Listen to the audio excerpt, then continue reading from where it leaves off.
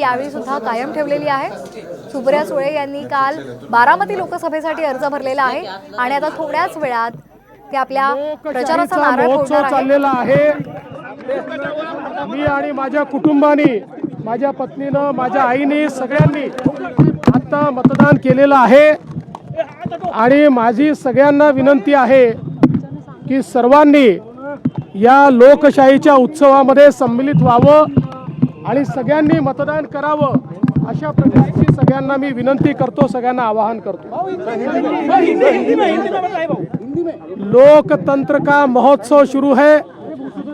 अभी अभी मैंने, मेरी पत्नी ने, मेरी माताजी ने, हमारे परिवार ने यहाँ वोटिंग किया है और मैं सभी जनता को अपील करता हूँ कि सभी लोग वोटिंग करें, लोकतंत्र को मजबूत करें, लोकतंत्र के इस महोत्सव में अपनी हिस्सेदारी दर्ज करें।